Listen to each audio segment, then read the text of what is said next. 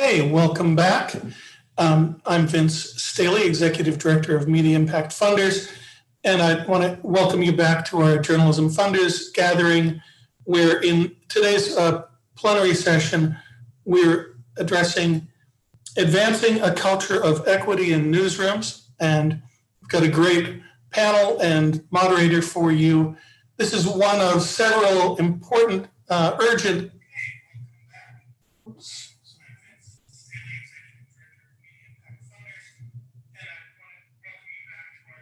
Sorry for that.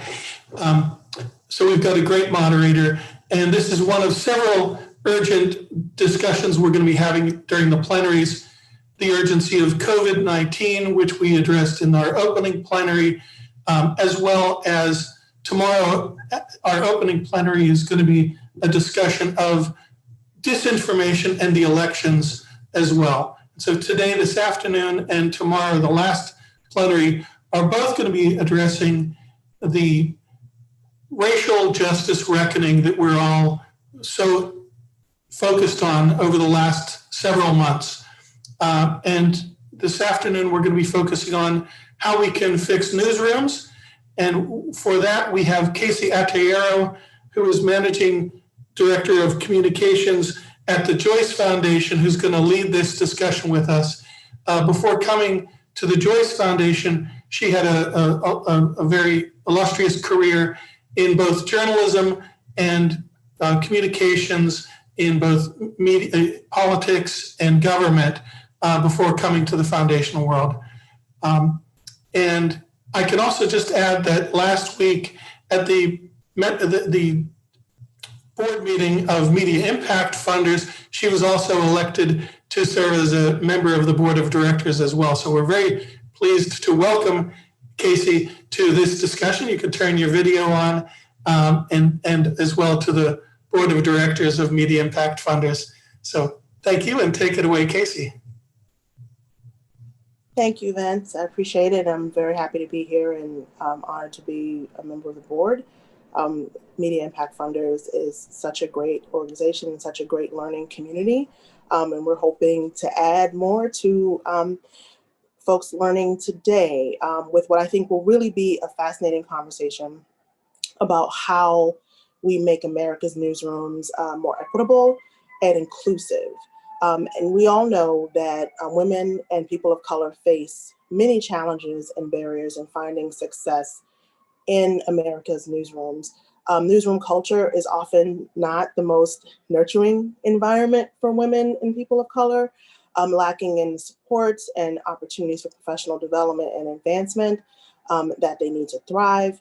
And far too often, there aren't people who look like us, in positions of power in the newsroom to help guide and advance their careers. Just a little data point for you. According to the Pew Research Center, about 75% of newsroom employees are white, and about 6 in 10 of those employees are men. And these numbers are slightly higher than other professions overall in the workplace, creating particularly challenging environments for women and people of color to succeed in newsrooms. And that leads to newsrooms that are far less diverse and far less representative of the communities that they cover, which in turn contributes to declining trust of the media in these communities. So against that backdrop and the backdrop of the broader movement for social equity that makes this conversation so timely, some of the questions that we're looking to answer today are, what will it take to make America's newsrooms more equitable? How do we create avenues for women and people of color to lead and platforms to elevate their voices? And in turn, how do we make the coverage that are coming out of newsrooms more reflective of community? Today, we have with us 4 great leaders from organizations that are working every day to answer these questions and more at the core of improving newsroom culture. What I'm going to do is I'm going to open it up for our panelists to introduce themselves in their organizations and the roles that they play in making newsrooms more equitable. And then we'll all come together to unpack this issue a little more. And we want this to be an interactive conversation, so we'll take your questions throughout. So please, as they come to you, drop questions in the chat and we'll work them into the mix. And our panelists will also ask questions of each other, as again, this is an opportunity for us to learn from each other as well. So with that, I'll invite Evelyn to kick us off and turn on her camera. Hi, Evelyn. Hi, Kayce, and good afternoon. Thank you all for this invitation. I'm Evelyn Sue. I'm the co-executive director of the Maynard Institute for Journalism Education. I believe a number of you know my counterpart, Martin Reynolds, who sends his greetings. He could not be here this afternoon. He had a previous longstanding engagement. Both Martin and I really appreciate the opportunity to talk a little bit about the Institute and its work. And if you give me a few seconds, I'm going to share my screen and take us through a couple of slides. The Maynard Institute is the nation's oldest organization dedicated to bringing diversity to news organizations. And just to show you how long we've been working, I'd like to take you back to a report that many of you are familiar with. It's the Kerner Commission that reported on the causes of civil disturbances during the 1960s. And one of the key findings of that report was the measure of responsibility that media bore for the lack of knowledge that members of society had about each other, particularly between Black and white citizens, and the necessity for a more integrated workforce that understood the various communities that comprise our society. But coming out of that report, we had news organizations saying, well, we'd like to, hire more Black journalists or journalists of color, but we can't find anyone qualified. And that is where our institute comes in. This is a photo of 8 of the 9 founders of what was then called the Institute for Journalism Education. And it's really a touchstone for us as we look at it, because as you'll see from the photo, it was a diverse group of people at a time when a lot of the civic discourse, as necessary as it was, took in Black people and white people and left out Latinx people, left out Native Americans, left out Asian Americans. So we have here in the center, the late Robert C. Maynard, for whom the Institute was eventually named. He was truly a once-in-a-generation journalist, a superb reporter, editor, and eventually the first African-American to own and operate a major metropolitan newspaper, and that was the Oakland Tribune. On the back row, the gentleman in the light colored jacket is Frank Sotomayor, who was a longtime editor at the Los Angeles Times and was one of the key drivers of a huge report on the Latino community in Los Angeles. This was like more than 30 years ago, which won the paper the Pulitzer Prize. In the bottom right-hand corner is the late Leroy Aarons, who at that time was a Washington Post reporter and who took his what he learned as a member of the Maynard board and used what he learned to found the National Gay and Lesbian Journalists Association. So we are so proud of our founders. They are just if I may say this, just a kick-ass group. What our founders did was just start with a single program. You couldn't find anyone qualified. They got together people to train them to be reporters. and then found them jobs. They did a lot of the training themselves, and you can see through the decades that we've moved from simple reporting programs to editing programs to management programs. And when you come to the Media Academy, it was a program for mid-level managers. It was one of the first programs that included business case challenges and business studies into the curriculum. And our latest program is Maynard 200. It's part of our effort to just reinvigorate the pipeline of journalists of color by training 200 journalists over 5 years, or 200, I should say, storytellers, entrepreneurs, and leaders.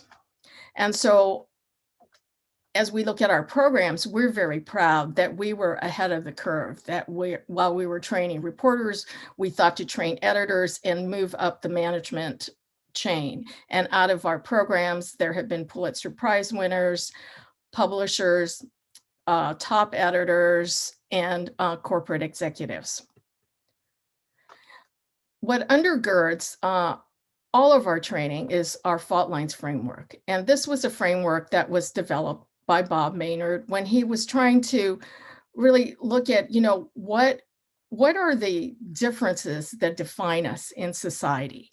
And he came up with 5: race, class, gender, generation, and geography. And last year, after conversations with the National Gay and Lesbian Journalists Association, we added sexual orientation to that. We've used this framework to help newsrooms speak internally about difference, and to also examine their reporting, their sourcing, how they conceive of projects. We've also had really great experiences in helping the business side of news enterprises apply the same framework so that they can think more creatively about how they market and how they get advertising dollars.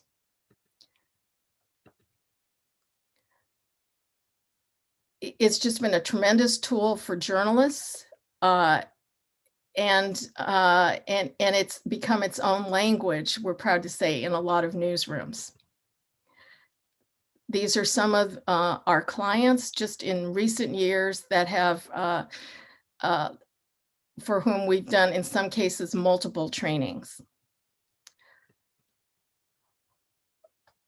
So if we're going to talk about the Kerner Commission as kind of one bookend, the other bookend is the racial reckoning that's come in the wake of the death of George Floyd, and the racial reckoning that has come to our newsrooms. I think you might have seen stories about controversies at the Philadelphia Inquirer, at the Pittsburgh Post-Gazette, and certainly in my hometown paper, looking at what the Los Angeles Times has done in reckoning with, what they acknowledge is like 100 years of racism.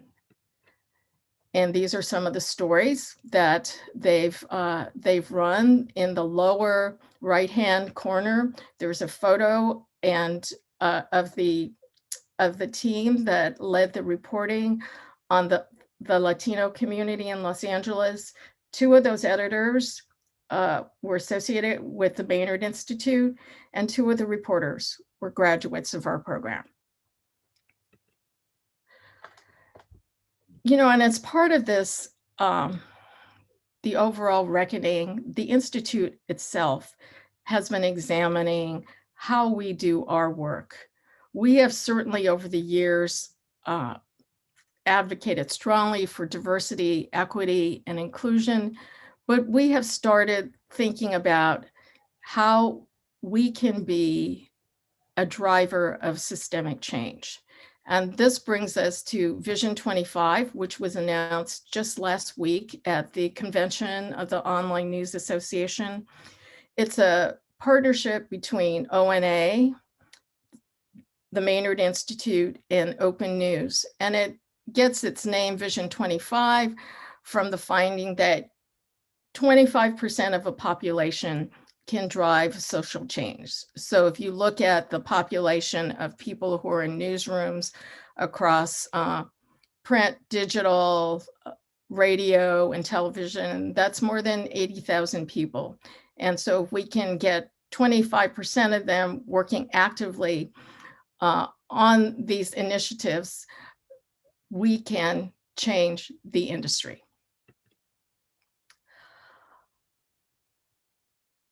Rather than just focusing on DEI, which is still important, but you can, we as an institute found we can go in and do training, diversity training, talk about equity and inclusion, and with, you know, staff turnover, with sales of companies, all of that institutional knowledge can be lost.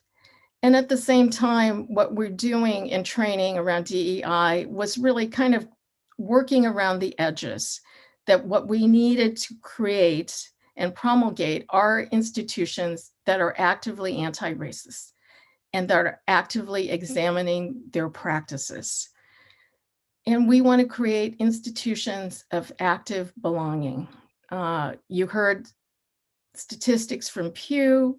I mean, one of the painful things is seeing the turnover, the number of people of color who leave the business because they never felt that there was truly a place for them.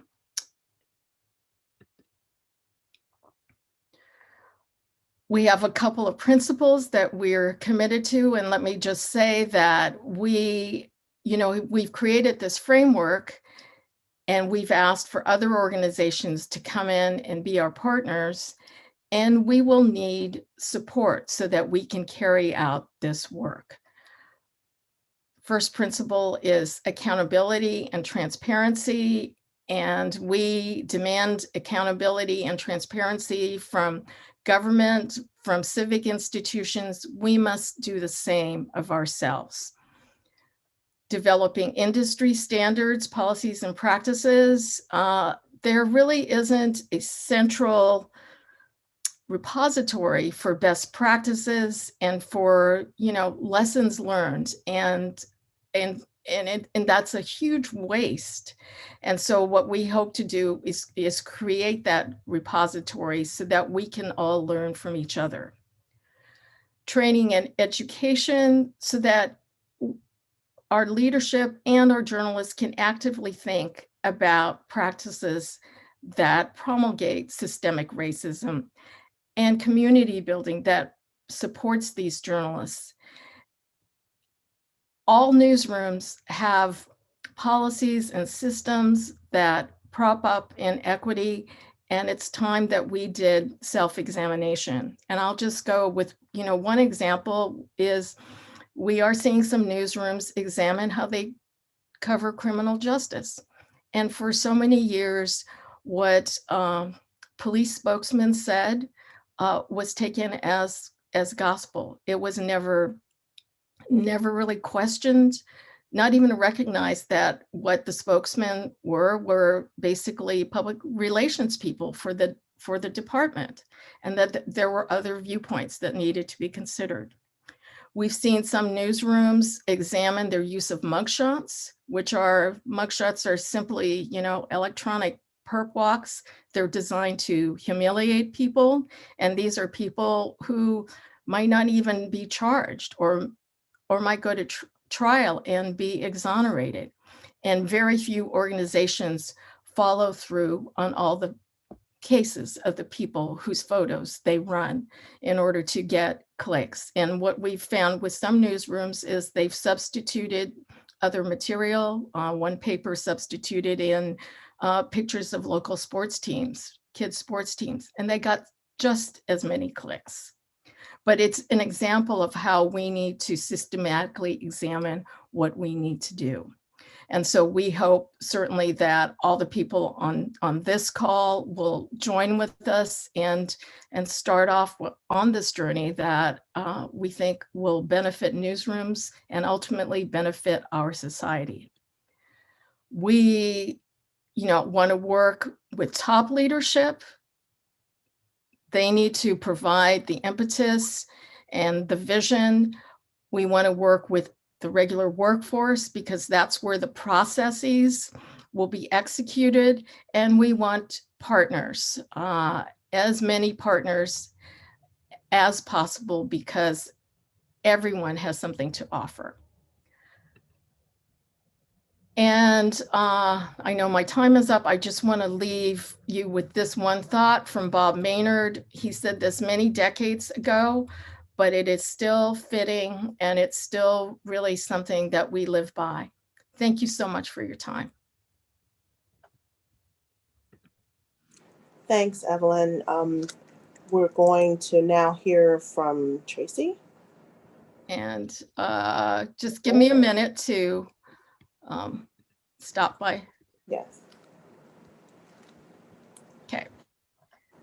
Hi, Tracy. Hi, Kayce, and thank you. And thank you to Media Impact Funders for having me. Thank you, Evelyn. What a phenomenal history of the Maynard Institute on whose shoulders we stand. I'm going to make my introduction a little shorter because I'm really looking forward to talking about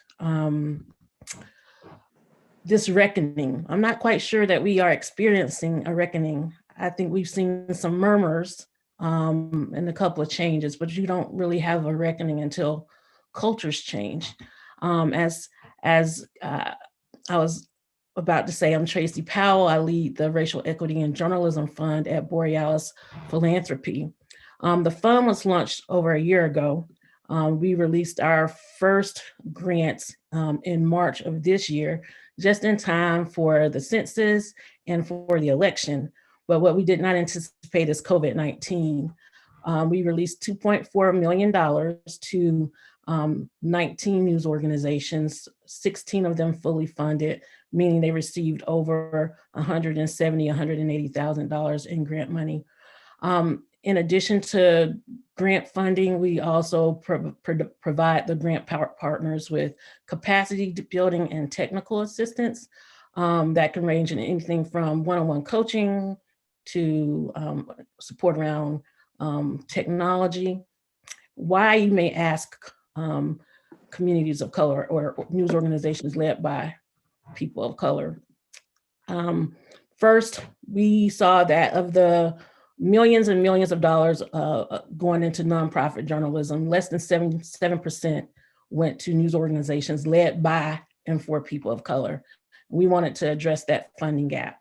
Secondly, we recognize that while white-led and corporate-owned media talk about rebuilding and gaining trust of the communities, the news organizations led by and for communities of color are already trusted by their communities. They're already steeped in their communities. So we're not concerned so much by that challenge because the communities already trust them. They have brand value, brand awareness, and we invest in organizations to leverage that trust that they already have in communities while also closing the funding gap. Our fund, we've raised almost $10 million. We have a second cycle of grants coming up this fall. We're actually in the midst of that right now. But the goal of this fund is really to support news organizations that enable and empower communities to be more informed and have more ownership around how they live their lives and how their lives are governed. So we support civic participation and civic engagement. These are our priorities in terms of our funding.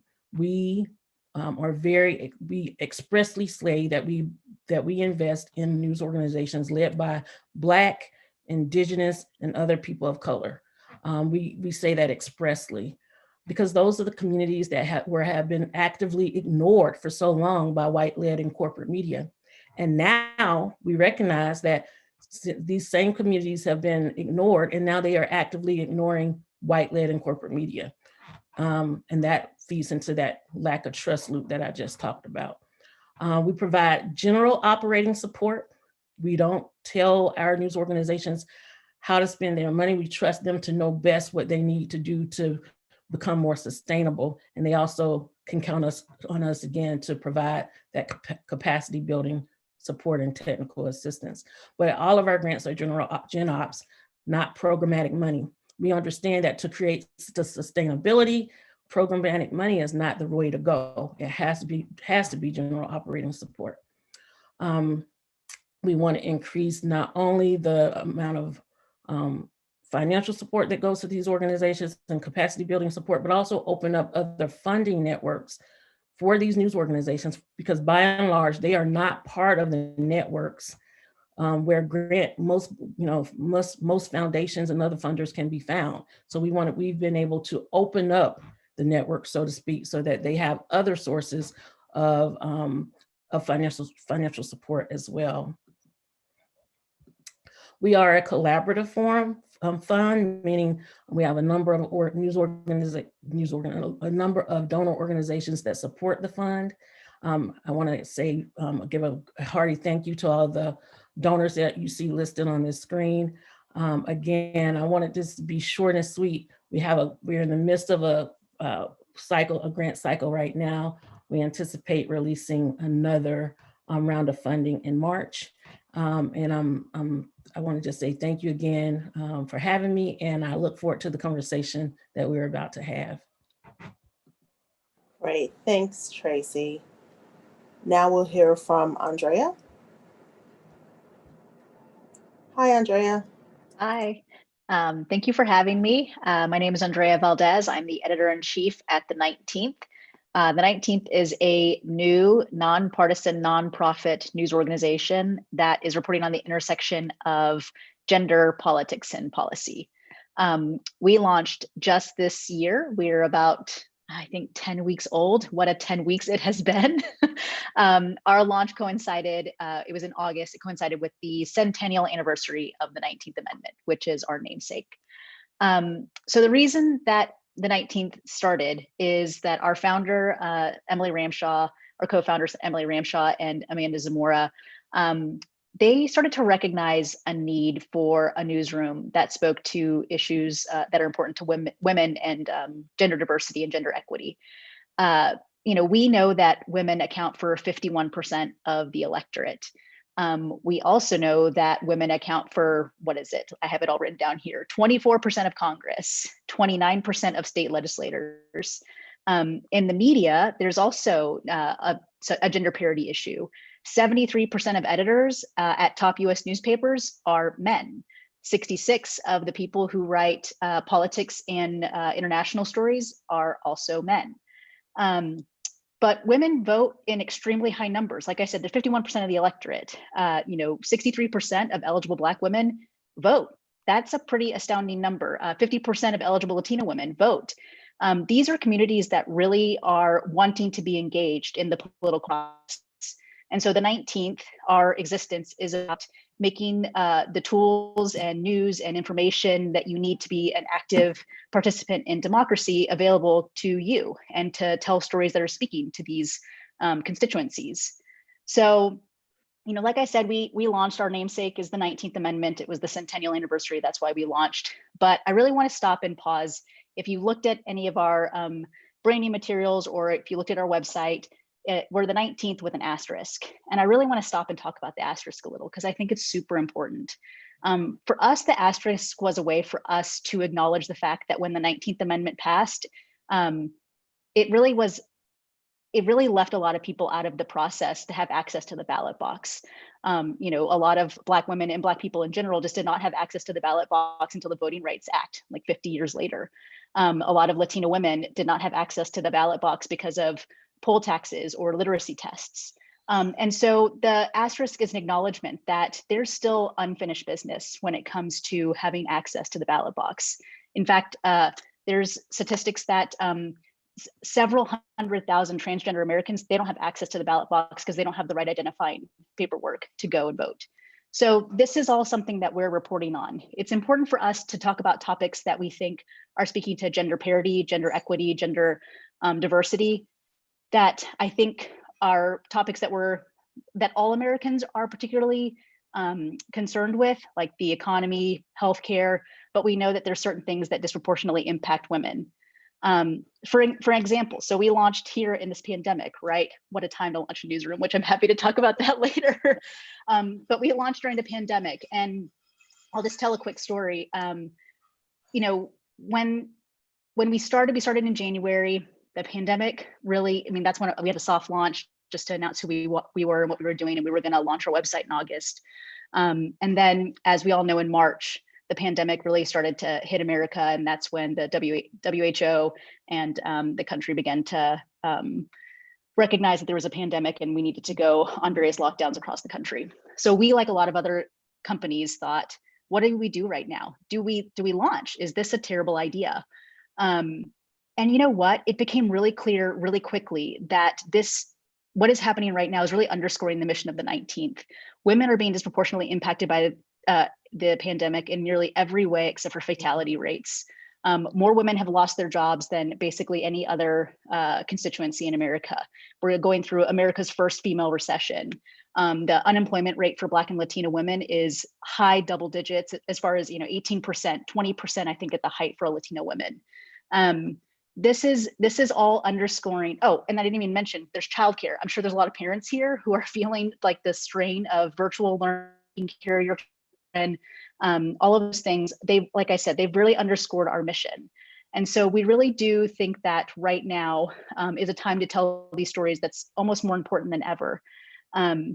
So yeah, I mean, I've blathered on long enough. I'm happy to talk about what it's like to be heading a newsroom right now. As far as of course, the topic that we're all here for, a big part of launching our newsroom was that we wanted to make sure that we were bringing in diversity at every part of the level of the company. So for us, it's about political diversity, it's about racial diversity, it's about geographic diversity. We have a news reporter in Des Moines, Iowa, our economics reporters in Orlando, Florida. We're based here in Austin, Texas. Diversity is something that's been baked into our core values from day one. And so I'm really anxious and eager to talk with everyone else about what it is that we're doing, what others are doing in order to address the both racial and gender and, like I said, geographical diversity in newsrooms, and making sure that we're getting the representation that that we all want and deserve. Thanks, Andrea. And I'll just say, as a point of personal privilege, I appreciated the asterisks when you guys launched, because it's important for everyone to feel seen. And in that moment, I certainly felt seen in acknowledging the role that is often forgotten and hidden role of Black women in the suffrage movement. So I definitely appreciated that. Next, last but not least, Carolyn. Thank you so much, Kayce, and what an honor to go after such extraordinary women leaders. I want to begin just a quick overview of our work and turn it again to the questions that you asked at the beginning of the discussions about where do we go from here. The press forward began when a group of female journalists stood up, said "Me too," and invited everybody to be part of the solution. And today we're a powerful interdisciplinary initiative that collaborates with prominent journalists, media companies, researchers, and universities, all dedicated to fostering safety, inclusion, and ethical leadership in the news industry. We started with this particular problem. 2/3 of journalists who are women will be harassed sometime during their career, most likely at work, and it won't be reported. And in order to answer that question, why does this happen? We have to look at the culture of news.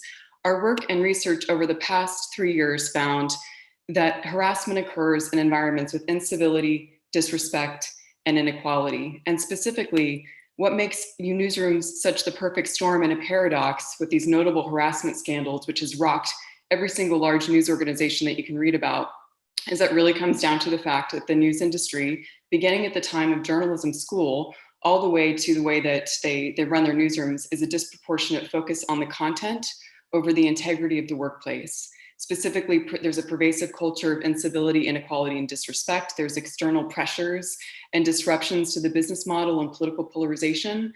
There's erosion of public trust and safety for reporters. And again, beginning in journalism schools, they teach writing stories, producing great pieces in television, instead of basic things like learning how to lead and manage and treat your colleagues ethically. And so we are looking at this also to the point about the asterisks. we know that women and people of color are disproportionately affected, and they experience harassment and bullying at higher rates. There's lack of opportunities for advancement to leadership roles, and they're more susceptible to cutoffs and layoffs, and we've seen that with COVID. It's also really interesting to note too that there's some new data that's coming out that's finding that 1 in 4 women during the pandemic are considering leaving the workforce, which is going to be a huge erasure of progress that's been seen not only in the workplace but in newsrooms. We are trying to tackle this problem by restoring the news industry to a place where people are free to do their best work and the most qualified rise on their merits. And our theory of change really is that we believe the mission of journalism is to hold the powerful to account and equally elevate all voices in society. And this can only happen with behavioral awareness, and knowledge will lead to personal transformation. And pervasive problems require systems-wide change, and therefore our solutions are tailored to every stage of a journalist's career. We also believe that we won't be the change newsrooms will be, so it's important to empower newsroom leaders and to become change agents. And we do this through educating and aspiring journalists to address harassment and workplace rights, analyze the leadership pipeline for women in news, and help newsrooms across the country adapt to the future of work. I'm just going to skip over this because I know we're pressed for time. But again, we developed an innovative harassment training program that's evidence-based. We onboarded news organizations for the first time into a national study to quantify the pipeline to leadership in news for women and journalists of color. I just want to share this data really quickly because it wasn't dispersed widely in the news. And I'm sure many on this call, which is what inspired the 19th, it sounds like, is the fact that the media control the narrative about women and people of color in society, and they haven't closely examined their own failings within. And so when you look at this data, you can see that women and journalists of color are entering the pipeline pretty much in parity with all other groups. However, they drop off at every single level into leadership. And there are many reasons for that. And our research has indicated that it's because of lack of opportunities, harassment, and the pay gap. So in order to crack this, we also have to convene news leaders to come together and talk about best practices, to share the data, and really empower them to come back to their newsroom with an understanding of the problem, because somebody joining their career at the Wall Street Journal could someday lead Bloomberg. And so there's an incentive for all of them to come together and share this information and discuss best practices. I want to leave with just a couple takeaways from our work on this in case it might be useful to those who are listening and engaging with multiple funders or newsrooms as you think about what's needed next. And really what the science and the research and our work points to is that you need more women in leadership. But we also know that if we believe women are equal, they can be equally unethical. And so we must ground the conversation in what it means to be an ethical leader and manager in news, and make sure that these skills are part of the profession, because diversity and inclusion, the burden should never be on the vulnerable to solve this. These are leadership issues, and they need to be brought along and addressed as a business imperative and not just as the right thing to do. And lastly, we also know that this is about power. And our work and research and examination of the science of power has found that if you have power, to prevent it from being abused, you should share it with those who are less powerful, which is the mission of journalism after all. And it's going to take all of us to engage in this conversation. Great. Thanks so much, Carolyn. I think we got a good grounding in the work that everyone is doing. So let's bring everyone back together so that we can talk a little bit more about the really interesting issues that have been raised. In particular, sort of to kick us off, I wanted to step back a bit for folks who may not be as familiar with newsroom culture.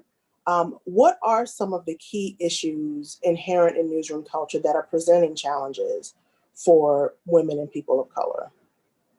I throw that out to any or all of you. Not having enough of us there, and those who are there aren't listened to. You know, I think building on that, there's a perception that communities of color will not be subscribers, or that, and it's a misperception. It is very useful to ask communities to be your customer, and in asking that, you'll uncover issues of distrust, of hurts that have come from that might date back decades, but you will find out what you need to rectify in order to build engagement and get customers. It's a compliment to ask people to be your customer, but you need to earn that. Yeah, I completely agree with what Evelyn says. We collaborate with the University of Texas at Austin and their journalism school, and some of the scholars studied specifically why newsrooms were such a perfect storm for issues of harassment and discrimination and bullying and incivility and disrespect. And they spent over a year kind of studying what happened in newsrooms and why specifically. And I think as I just noted, what they found is that there's a behavioral ethics, it's called moral blindness. So they're very focused on looking for wrongdoing in the world and being a voice to the voiceless, but then they don't understand or recognize that they also are vulnerable to abuses of power, that they are a workplace. They don't always invest in HR functions or have these discussions about what it means to be a strong leader and manager. And in fact, sometimes that's celebrated as a quirk of the profession. And then those people go to journalism schools and begin to teach, and the focus is disproportionately on the content and not on the workplace. In order to crack that, we do need to build capacity to support them with independent third parties like the Maynard Institute, which has been around for decades. And then the social sector plays a unique role too in supporting them. But those who will make the change, in our experience, have been women leaders who have just been put into a position of leadership during this cultural shift, and also journalists of color. They really have been advocates in their own newsrooms. We're also seeing employees who are unionizing and calling for change, which has been the case in some of the high profile cases that we've read. So I think that employees and leaders within newsrooms are going to be the change, but they do need the tools and information and knowledge to have that type of power. Andrea, did you want to jump in? Yeah, one thing that I would also is that, I think wages can be something that prohibits people from entering the industry. We have seen that oftentimes internships, less and less of you see this, but have been unpaid in the past, which is a barrier to entry for journalists of color who might not have the same generational wealth, and then can't keep themselves housed and have adequate funding to do the job for free, essentially. So I think that having a good livable wage is a part of it. And then making sure, if someone is in the organization, I think you see a lot of hiring for entry-level positions of journalists of color, not necessarily for mid-level management or senior management. And then there's no real path to leadership or to showing someone, hey, you have a place in this industry and we're going to bring you along. Oftentimes, people on the lower rungs end up leaving because of job security, or they aren't getting paid as much as they could in another industry, or they don't see the path to leadership. It all makes a lot of sense. I wanted to tease out a couple of things because I next wanted to ask about the moment that we're in and what role and how that, what you're seeing in terms of both the challenges and opportunities with all of the sort of broader cross currents going on with COVID laying bare a lot of the societal inequities, with the racial reckoning, or as Tracy calls it, the racial murmurs, and having that happen, pretty closely on the heels of Me Too, thinking about how that has impacted your work in terms of the opportunities that may be presented by this moment, but also the challenges. And I was thinking, one, about Evelyn's point on newsroom concerns about bottom line and how that impacts how, efforts for diversity, both internally and reaching audiences. And so I wonder, and I guess this question is to Evelyn, but sort of anyone can also share their experiences about, are there, or I guess, how do you get buy-in in newsrooms in a moment where they're facing so many headwinds to focus on these issues when, in the past, diversity efforts have largely been treated as somewhat, optional, right? Like when things are going well, we'll add that to our plate. when things are challenging, we don't have time to deal with those other things, right? So how do you get buy-in in a moment when people really are facing so many, in some cases, existential challenges from COVID, to say, oh, but it's important to also make time for these diversity initiatives? I'll start, but I know everyone else has insight into this.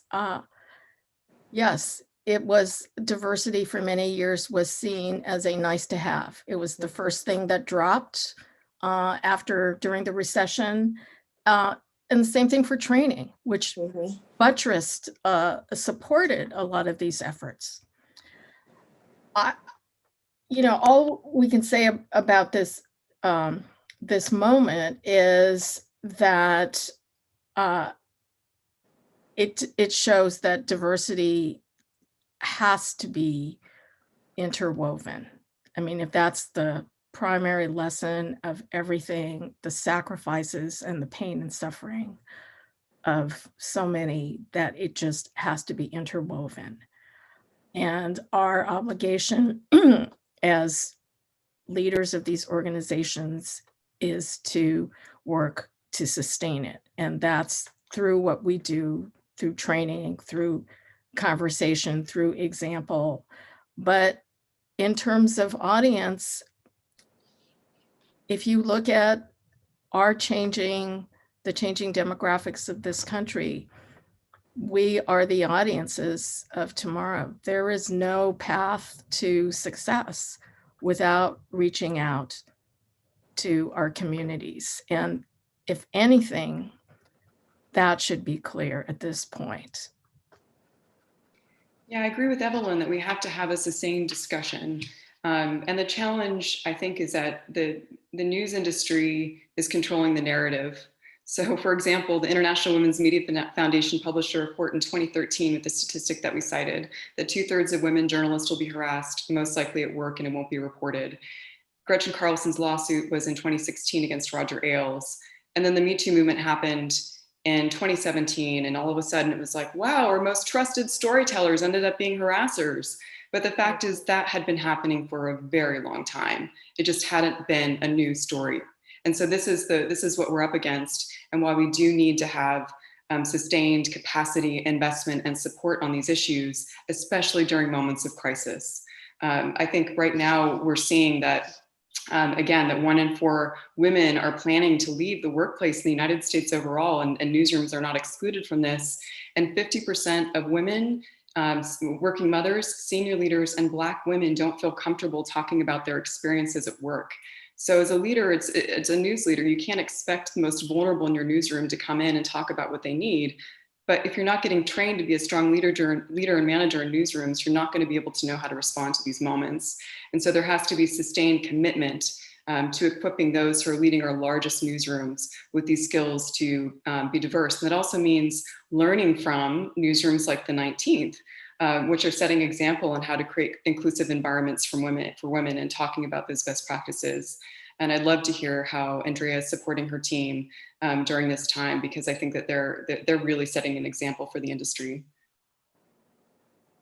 Thank you. That's so kind. Yeah, I mean, I think for us, it's a matter of, what do we kind of focus on what our wins are, right? So for much of it, it's reader feedback and community feedback. We are really trying to make that a big part of our mission, is just to be talking to our readers. This shouldn't be a megaphone effect where we're just saying like, here's a magazine or here's a story, like come read the story. Like we want to make sure that people feel as though they have some agency to talk back to us. And so I think that's a big part of it is, for us, the wins are when we hear back from our readers and they see themselves reflected, or they push us to think about our stories, or if they point out some intersectionalities that maybe we missed. I mean, those things are all what we can learn from. So that's a big part of it. And then, it's knowing that if you have a diverse newsroom, then you're going to see stories that other people aren't. So a good example of this for us is that, we had, just by virtue of what our mission is, kind of our constraint of being a a kind of women's focused or women centric media organization means that we were looking at the economic recession that we saw here during the pandemic through that lens. And our reporter looked at the data and found that America was experiencing its first female recession. And that was a story that was in plain sight. If anyone were to look at the data going back to 1946, when the Bureau of Labor Statistics, or 48, whenever it was, when they started keeping this data, they would have found that. But because there was no reporter looking at it through that lens, that story was missed until we reported it. So, and the thing is that was a big story. And now you kind of hear that being heard, or you hear that being reported in other outlets, because people recognize this recession is impacting women disproportionately. So those kinds of stories, they have impact, they have resonance. And if you don't have reporters on the ground looking at them through that particular perspective or through their lived experience, then you could miss it. And you'd be missing a big part of the narrative around what's going on in this moment. Tracy, did you want to add anything to that before? I do. Well, come on. So I think as long as we continue to have a conversation about creating change inside white-led and corporate-owned media, it'll never happen. It has not happened. It will never happen if this continues to be a conversation just about those news organizations. The news organizations that the Racial Equity and Journalism Fund supports are organizations whose very existence is about being anti-racist, who has diversity and inclusion, and most importantly, equity built into their DNA. And as I said, those are the organizations that are already trusted by the communities that they're located in. And so, and then I'm just not talking about in big cities. Our news organizations are across the country. They're in the Rust Belt. They're in the Midwest. They're on the West Coast. They're East Coast. They are in the South. And so when we recognize that these communities exist everywhere in this community and that we need to be engaging them, and by engaging them, we need to be talking to the people that they already trust, who they already believe in. I think that's when we have a more holistic, we can have a more holistic conversation about sustainability. I'm not, the newsrooms I'm concerned with now, the conversation isn't about how we sustain a reckoning or what have you. I think more of the conversation is about how do we sustain the support that goes to these organizations, because they have not received them. We support legacy news organizations that have been around for 130 years. And we also support digital startups. And so, for them, it's about building a culture, creating a culture. And the legacy organizations it's about changing the culture, not in the same way that some of the white-led and corporate-owned media need to change culture, but they do have to change their culture. But I would hope that we can have a more fuller conversation about how these organizations are already creating the change, or already have the change, or doing the change that we want to see in these other organizations that are experiencing a reckoning right now. Right. No, that's excellent point, and a really good tee up to a question that we've gotten from our friend John Funabiki at Renaissance Journalism, which was just getting at that very thing, like the conversation that we're having, that's being had right now in legacy newsrooms around the reckoning. Is it lasting? Do we think it'll have long-term impact? Because we've had moments like this before. And I thought about this a little bit ago when Carolyn was talking about some of the changes in leadership that we've seen in this moment with women and people of color taking leadership positions. And as we know, usually what happens when there's some big scandal, women and people of color are called in to clean up people's messes, right? And it's not necessarily clear about how sustainable that sort of change will be, and how much influence and impact those people will actually be able to have in changing the direction of these organizations. So I'd really be curious, particularly because you all are sort of at different points of on this continuum of working towards progress in newsrooms. What are your thoughts about sort of where the conversation is now around the reckoning on the murmur, or whatever you want to call it? How real and lasting do you think it is? And what do you think needs to happen to be able to sort of have these newsrooms really walk the talk and live the values that they say they have? I'm going to answer it shortly, and then I want to throw that question to Evelyn, because I know that's all about what her work is about now. Mm-hmm. But I would say that the best indicator of future behavior is past behavior. And so if we judge it by that, then there won't be a change. Yes, you see people being elevated to certain roles. And a lot of what we've seen so far has been performative as far as I am concerned. There's no true systems change. You cannot have a reckoning until you change the system and until you change the culture. I'll give you one example. I have I still have to keep one foot in the white-led news media ecosystem. I have a great friend who took a role. She is leading, a woman of color, leading a news organization. And when she walked in, unfortunately, the culture had not changed. And so she's been catching hell. And that's one of the ones we have to really watch closely, because if we don't watch that closely and provide the support that she needs, she's going to leave. She's going to be one of those leavers. But she's still reporting to an all-white board. Her newsroom is pretty much practically all white, even though she's trying to change that right now. And that has created an entire nest of problems and issues that no other news executive has had to, no other white male news executive has had to deal with. And so I think we have to address this from a cultural standpoint in order to change it. And so with that, I'm really interested in hearing what Evelyn has to say about this new initiative with ONA and Open News that is supposed to hopefully address the cultural part of this. Well, there's one area that does give me some optimism, and that is that we are also looking at a generational change. And we see a generation coming in that frankly is a little frustrated that these issues have not been addressed in the, this current generation of leadership had several decades. And there's,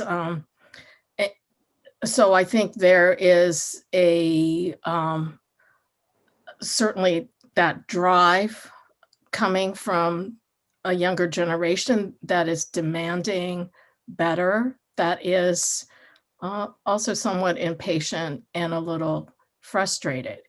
But to what Tracy is saying, that the culture change is key, we couldn't agree more. And that is where you really need to get into the weeds. You need, what we've been doing with some news organizations is, and what we hope to do more of, if it can be supported, is really embed ourselves into an organization. You're not simply looking at, let's say, DEI training, you're looking at how management is trained, going to Carolyn's point, the ethics, just being a good manager so that you have the tools to then build a more equitable organization. And that takes an awful lot of work. It's not, we're not starry-eyed about it, but we think there are ways. And I'd love to hear what Carolyn and Andrea think as well. Yeah, I totally agree with you, Evelyn. Whenever I despair, I work with journalism students, and it gives me a lot of hope. And we're in the process of piloting an open source curriculum on ethical leadership and management at news and journalism schools at the University of Texas at Austin, because we believe we have to change the way that journalism is taught to solve these culture issues. And so the conversation has to begin in undergraduate school or graduate school, where journalism is beginning to be embedded in the minds of the people who will practice the craft. And right now the focus is solely on creating content. And so it's funding journalism. There's a huge emphasis on funding the content and not on the workplace. And for us, what we found in our work and research is that ethical leadership and management tackles 5 areas. You have to understand how to manage others, manage an organization so it's diverse and inclusive. You have to know how to manage yourself. How many of us can talk about, if you came from broadcast like I did, the executive producer who was a screamer and the sexual harasser. And then you also have to understand the business side, because your ability to finance your newsroom is directly linked to your ability to fund work like HR, where people know we're educated and trained and know their rights to be in the workplace and know how to be a good leader and manager. They also have to understand editorial, and they have to understand how to adapt to technology and product. So those 5 things is where we saw leadership shaping. And we know that has to begin in journalism school, and that there are a lot of amazing resources for the industry to turn to, like the Maynard Institute, if they want to get the type of management training. I have such awe and respect for the organizations and newsrooms that Tracy funds, because I completely agree with her that those communities have been neglected and forgotten, and they need to be reached out to through a medium led by journalists of color. I also believe, though, that legacy news organizations still have a lot of power. And the fact that they don't reflect our society directly corresponds to the fact that news doesn't always matter in American life. So I do think we have to continue to try and work with them and nudge them and support them. And we have to continue to push for transparency and data and hold them accountable, because they have such an important place in our society. So that's my position. It's going to take change from the classroom to the newsroom and into the boardroom. And if you look at the science of change, 80% of new initiatives in an organization tends to fail, 80%. So that means when I look at that, you have to have strong leaders who are committed to it and evaluated on it. So the head of a news company or organization should be evaluated based on the inclusivity and culture in their newsroom. There's no excuse anymore. Well, that's a good lead into the next question that we have from Media Impact Funders, Nina Shashchev, who's their communications director. Hi, Nina. She is also a former journalist and wondered if any of you all have seen any, drawn any insights or lessons from other industries. Are there other sectors that you've seen that are doing a better job or have interesting ideas on centering ethics and equity in their workplace culture? I'm happy to take this one too, simply because I left news and went into management consulting. And so part of the goal of starting the Press Forward was to bring in best practices from other industries back to the news industry. And I'll say that everybody's struggling with this question. But the difference between the news industry and something as kind of old as management consulting or even, technology or banking is that these issues shouldn't be controversial. It shouldn't be so painful. And talking about harassment or women's issues or diversity inclusion, including the voices of Black women, shouldn't be such a fight. There are a lot of other industries that make this part of their daily conversation. They all need to work on it. The data that we've seen from the latest Women in the Workplace study at McKinsey, for example, finds that still only 21% of women leaders in corporate, or 21% of leaders in corporate America are women. So everybody's struggling with this challenge. However, there's just not a maturity around HR that you may see in other industries compared to journalism. So if we begin to root this conversation in the professionalism of an industry and seeing it as a place where people can do their best work, where they deserve to get paid for internships, where retaining, so much work is put into recruiting women of color, Black journalists, and women in general, and you get them in, and then you don't foster a discussion on retaining them.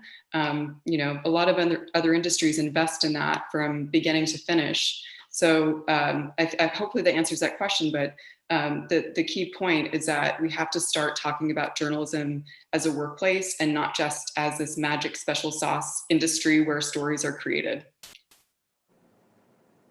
Well, I think what we've seen just this week with a number of non-journalism companies committing to make public their diversity numbers, and these are the numbers that they report to the government, but they don't necessarily report to the public.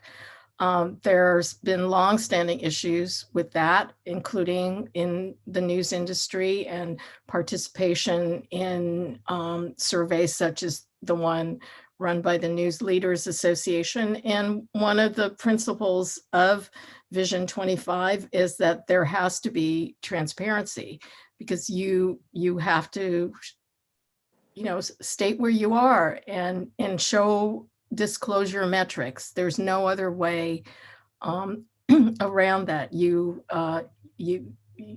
simply have to be straightforward about that. I think when you talk about data, data is often used to make judgment on others.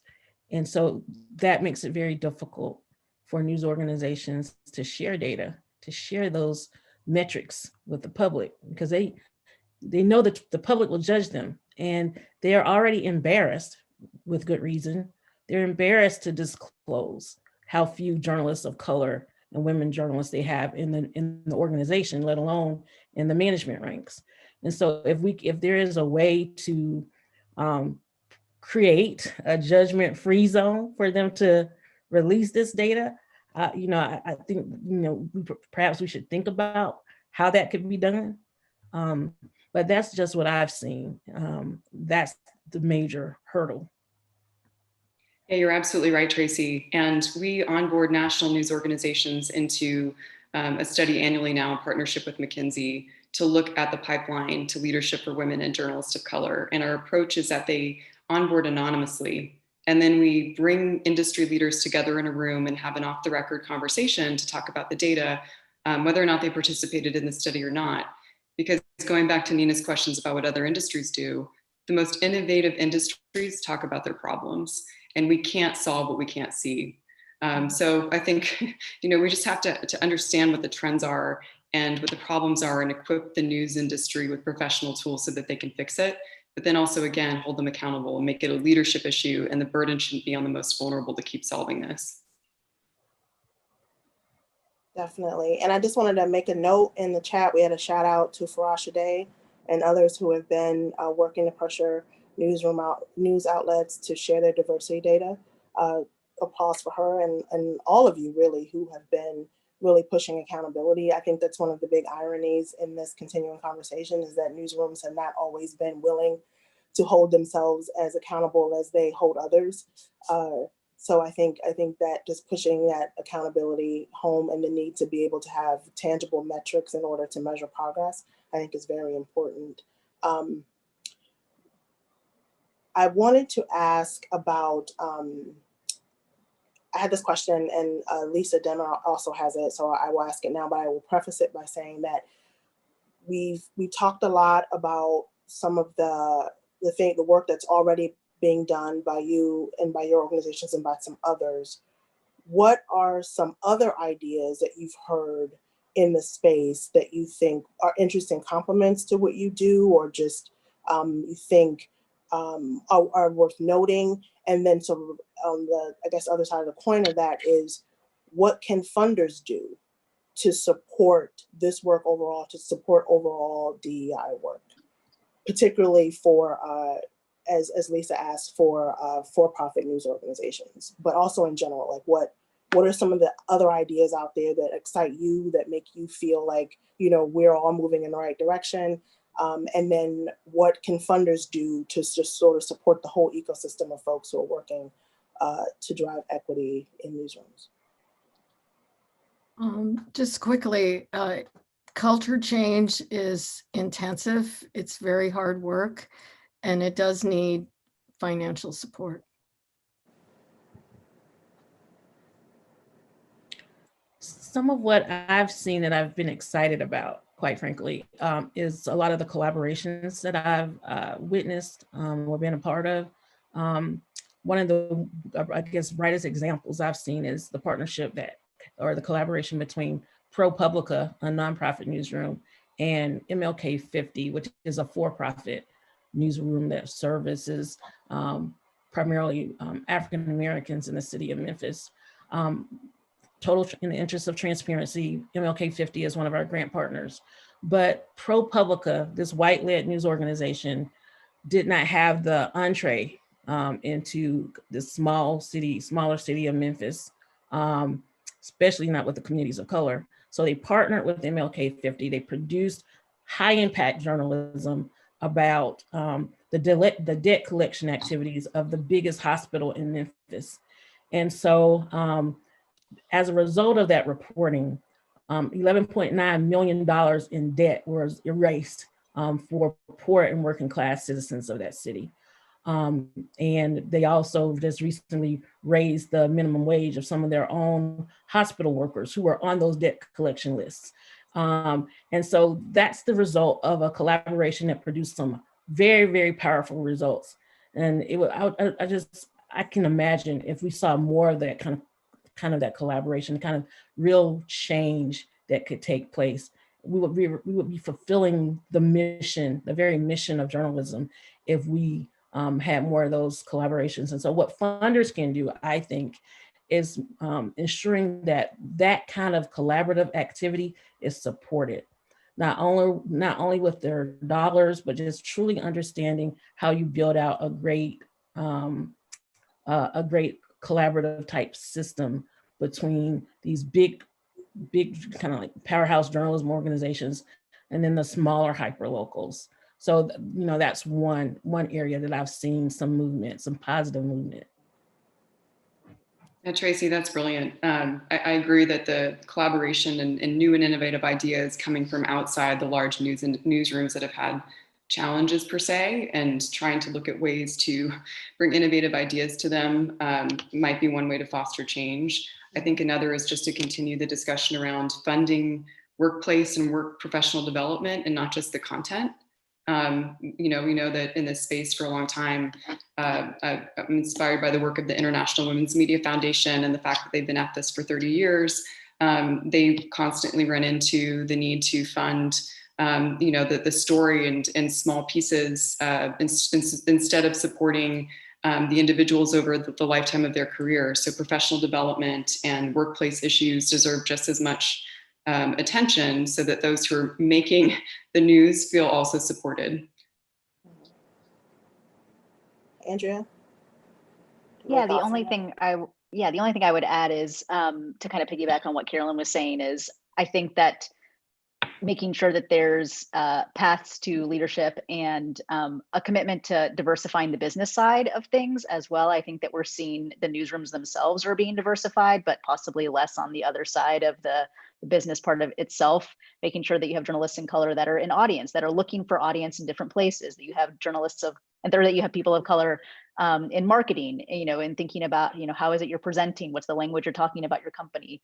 I think those are all things that we might see less diversity in the business side of things, and showing that there's a path there and that's an important part of sustaining journalism is another, area worth funding. That's a very good point, and brings me to the last question I was going to ask. For funders, when you get a lot of proposals of people who are trying to get at some of the questions that we've been asking today, what questions should funders be asking in determining, the things that we fund, what we support? How do we know whether or not, folks are actually walking the talk on diversity? Like for example, Andrea said, they may talk to you a lot about, diversity in newsroom, but who's behind the scenes, on the business side of things, who's working on audience development and community outreach? Like, what are some of the additional questions that funders should be asking as we evaluate projects that we should support proposals that aim to try to address some of the issues that we've been talking about today?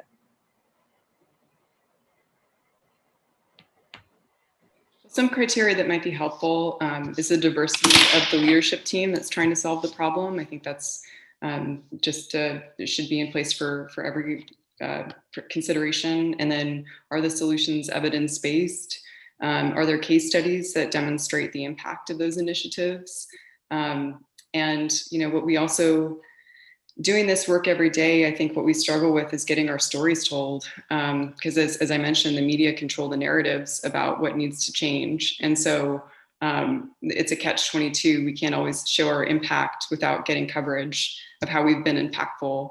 And so really thinking through, who has credibility and why haven't they been talked about more? I think that there's a lot of diamonds in the rough in this space who've been doing the work and just aren't self-promotional. And so find those diamonds and polish them so that their ideas can really drive change and shed light on the industry. Great. Anyone else have any thoughts on that? I Tracy, think you look that- like you got some good stuff to say. I was just thinking I think that the credibility question is really, really important. Mhm. And how do you get to that?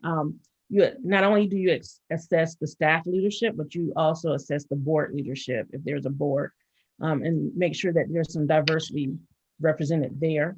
You do an audience assessment. You ask them questions about how do you know you're serving who you say you're serving, and what kind of steps they've taken to assess that. But more importantly, I think funders need to ask questions of themselves. How are you perpetuating the status quo? Mhm. And if you're part of the status quo, then that means you're part of the problem.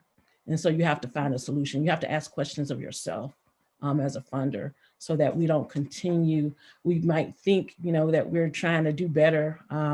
We can reflect on several years of our grant making and all that. But if you're still kind of doing things the way you've always done them, or if you're still investing in the same old people over and over again, because they're safe, those are the things that we really need to question. So I think the questions we ask of our potential grantees are important, but the questions we ask ourselves are just as important. Absolutely.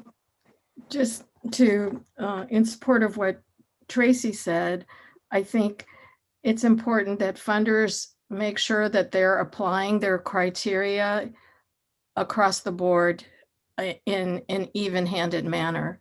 Because I think we've all seen some ideas that they're conceptual, they're untried, but we've seen them get millions of dollars in funding, maybe because of past professional ties, and whereas organizations led by people of color, despite track records, they don't get that same trust. It's a constant battle to prove and reprove yourself. And so just that your funding criteria is consistent would be a very big help. Absolutely agree with that. I think funders are also very conservative by nature, and I would encourage them to take more of a risk. Step outside of your comfort zone. Is it a risk or is it a chance? Which is not necessarily the same thing, right? It's not necessarily the same thing. Yeah, right. Yeah. Maybe give some Yes, new folks there a is chance, right? Yes, there's nuance there. Thank you, Kayce. Yeah. Take more chance. Take more. Yeah, taking more chance. Yeah, taking more chances. Taking bets on some people, I think would be a good thing. Yes. We have a few minutes left before I have to throw it back to Ven. So just wanted, this has been a great conversation. Any final thoughts, any key takeaways we want to make sure that folks leave the conversation with? Any last points on this and on what we see ahead in the equity work in the newsroom that anyone wants to make? Well, I think going to John Funabiki's point about sustaining the momentum, the people in this audience, the funders, are going to have a great impact on that, on how we sustain the momentum. So really appreciate the opportunity to talk about this. Thank you. Yes, definitely. Okay, with that, thank you, ladies. This has been great, and I will throw it back to my friend Vince. All right. Well, thank you, Kayce, for leading such a really useful conversation. So much practical guidance.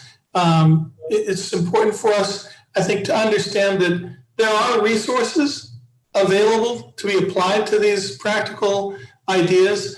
And we can see, I think, in philanthropy in recent months that there is a greater urgency, and there are some exciting activities that have been launched. One such item, there is the Democracy Frontlines Fund, which Libra Foundation has led in partnership with several others, ULIT, Sobrato, Family Philanthropy, and many others. So they're putting some serious zeros at the end of these grants. I think 30-something million in that particular fund, and many millions more in support for Black-led organizations focusing on racial justice. So we need to see more of that in this space too. It can be done, and we're going to hear tomorrow afternoon in the last plenary discussion. Crystal Haling, the new executive director of the Libra Foundation, is going to join us for that, and we're going to go beyond the parameters that we have here in this discussion, and with Alicia Bell and Kamal Sinclair, we're going to look back 50 years, forward 50 years. We're going to really look at how can we make big change with a lot of the guidance I think that we're hearing from all of you in this discussion here today. I will also just note one optimistic sign. When we first heard about the 19th several months ago, maybe before the beginning of the year, they had this radical notion that everyone didn't have to go to the newsroom, that particularly for women, it would be useful to be able to work remotely from their homes. And I think that already they have been able to demonstrate that remote working can work. And so kudos to the 19th for showing the world that we can all work from home now. Be careful what you ask for. In any event, thank you for this really thoughtful discussion. We hope that you all join us for our plenaries tomorrow, and also get involved in our breakout sessions, our concurrent sessions. And thank you all for sharing this discussion with us today. I think we can wrap a few minutes early and give ourselves enough time to spin around for the next Zoom. Thanks, everyone. Thank you so much for joining us. Thank you, guys. Bye.